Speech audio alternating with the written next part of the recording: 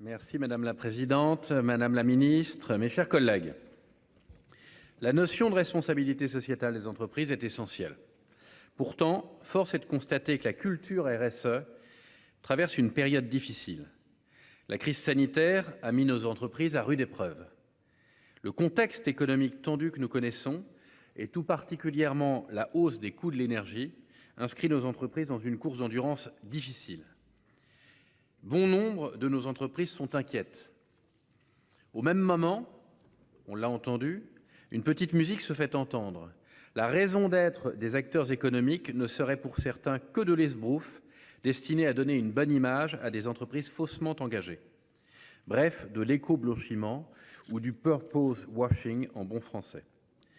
Dans ce contexte, le rapport alerte sur le fait que certaines entreprises pourraient être tentées, voire forcées, de négliger leurs engagements environnementaux et sociétaux. Pour couronner le tout, la complexification des obligations en matière de RSE ne cesse de croître et nous interroge sur leur accessibilité à l'ensemble des entreprises. Ces risques doivent nous mobiliser, tant la RSE, bien loin d'être superflue, est au contraire un atout majeur pour gagner en compétitivité. La RSE participe à garantir la vitalité de nos entreprises, à pérenniser leur implantation et ainsi à renforcer le tissu économique local. Pour atteindre ces objectifs, nous devons la revoir d'un œil neuf, nous interroger sur l'inflation normative, adapter les règles aux enjeux actuels. C'était justement l'objet d'une proposition de notre groupe à la suite de la mission d'information conduite par Vanina Paoli-Gagin. Il s'agit d'élargir les critères de responsabilité sociétale des grands groupes en incitant leur collaboration avec les start-up et PME innovantes. Dans le même sens, si nous parlons de RSE, nous ne pouvons oublier une notion en développement, la RTE, responsabilité territoriale des entreprises. Je crois que nous n'avons pas abordé cette question. La RTE permet d'appréhender le territoire d'implantation comme un espace d'ancrage responsable, d'engagement sur le temps long et de collaboration publique-privée. Dans une logique écosystémique, la RTE représente un axe fort de valorisation dont témoigne l'enquête dévoilée en novembre 2022 par ESS France, la Chambre française de l'économie sociale et solidaire. Selon elle, les missions prioritaires des entreprises sont la création d'emplois, la prise en compte de la transition écologique et enfin le soutien aux filières locales. L'interdépendance progressive entre les acteurs économiques d'un même territoire ne peut qu'inspirer une approche globale de développement mutuel. Enfin, les études montrent que les salariés sont en attente de formation pour participer activement aux engagements de leur entreprise et donner du sens à leur mission quotidienne.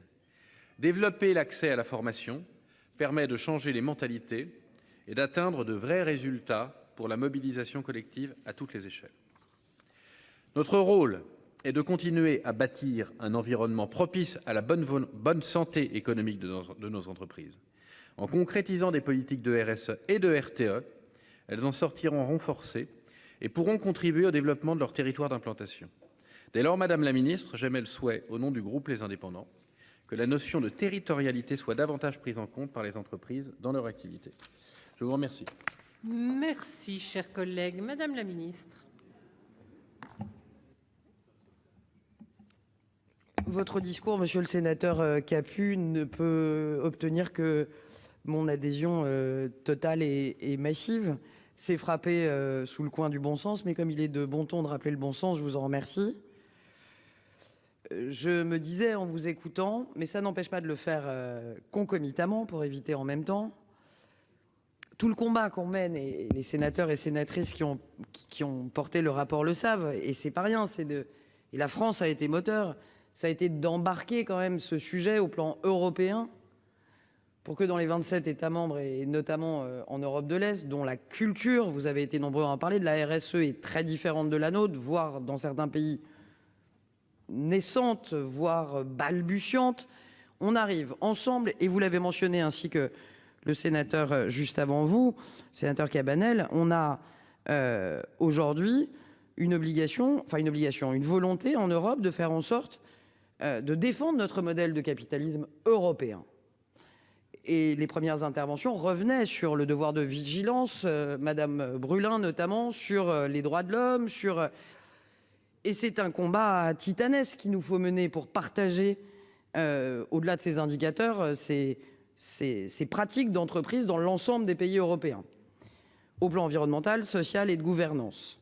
Donc c'est vrai que comme je suis plutôt dans une dynamique de comment on continue à pousser, nous, la France, en matière d'exigence, l'Europe, c'est vrai que j'étais pas déstabilisé, mais je trouvais intéressant de vous écouter. Vous n'êtes pas le premier non plus. Je crois que vous aussi, monsieur le sénateur, vous l'avez mentionné. N'oublions pas le local.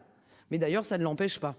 Donc, peut-être peut-on regarder, travailler. Il faut que je regarde un peu les indicateurs et que j'y travaille avec le Trésor. Mais ça me semblerait pas du tout hors sujet de pousser peut-être ou de travailler sur des indicateurs territoriaux et d'implication territoriale dans le cadre d'une performance extra-financière des entreprises qu'on porte en Europe. Merci. Le bon sens est toujours de bon ton à rappeler. Donc il faut qu'on regarde. Je vous remercie.